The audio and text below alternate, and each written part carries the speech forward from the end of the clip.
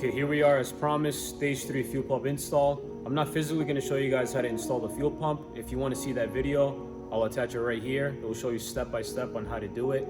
So this is strictly going to be just how to wire up a stage 3 fuel pump. This is going to show you how to hook up a Hobb switch, how it works, and just a basic understanding how a stage 3 fuel pump is supposed to work. So what it is two fuel pumps. You have a primary and a secondary that's connected with a Hobb switch and a secondary relay, and they both work with the stock EKPS. And I'm not too sure exactly if your stock EKPS can handle 2 fuel pumps, but in my case mine does. So I can't guarantee you that will work for you, but it's worth the try, and then figuring out another solution for the stock EKPS, or in other words, the stock fuel pump module. So if you're new to the channel and you haven't already, please subscribe. If you have any thoughts about running port injection, just click my playlist right here. I should have most walkthrough tutorials on how to install these things. So that's enough talking, and I'm going to show you guys how I wire up my fuel pump. So here's the stage 3 fuel pump installed, and you can see right here it's power and ground. So at the bottom of the fuel pump, obviously the secondary fuel pump gets installed in the tank. So the only way I can really describe it, as you can see, it has a nut and bolt right there. So it has 2 nuts. So it has like a stud like this, like an Allen stud on the bottom, going through the top hat of the fuel pump. So the top hat is this thing, this plastic piece right here. And then one bolt gets locked in like this, for example, and then you put the wiring on top, so power and ground. So my tip would be to label which one's power and ground from the bottom, that way you don't mess it up or have to take out the fuel pump in case you forgot.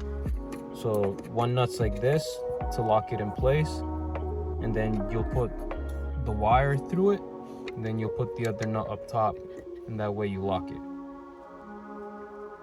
That's the simplest way I can explain it working. So there you go, you have your power and ground, and then this piece right here, the lock, and then you'll have this right here. So this is your boost reference harness. So this is obviously for the secondary fuel pump. Just for this, I just cut it with a razor blade. So you have here, and you plug it into this, and then the way I routed it is I remove this right here, so this just pulls right out, and then I sneak the wiring back here, and then this goes to the trunk to where the battery is, where you're gonna get your power and ground. So right now we're in the trunk of my car, and obviously the fuel pump's on this side, so I just routed that harness going down here, and then you can see it pop over right here. So this is all part of it, and then here's the secondary relay for the secondary fuel pump. So now you still need a power and ground source, so obviously the battery. So you'll get the red wire and you'll ground it.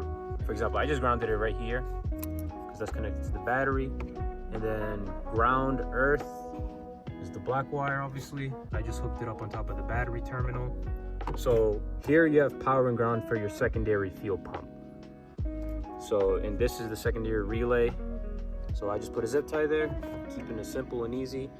And now the question is, what's gonna trigger the secondary fuel pump? So this little guy right here with the brown and green wire, this is for your Hobb switch. So you can see the wiring is fed in there. And then that's the same wiring running down in there. So I have it going to the driver's side rear seat. So then we're gonna go to the front right now. So I basically removed the driver's side rear seat and then routed it down here. And then you can see right here, that's the wire. And I just have it routed all down here. Then I remove this panel. And then obviously you're gonna have to remove this right here. This should just be a couple T20s, and you pull this kick panel down, and you should be able to see a rubber grommet in there that you're gonna have to send the wiring through, so you can send it to the charge pipe where the Hobb switch will be connected.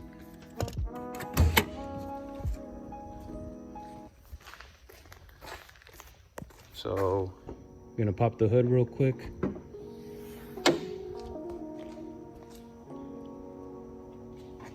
So you see, here's the Hobb switch on the charge pipe, and then it connects right here, that same wire that was in the trunk, well, same plug I should say, and then just follow the wire,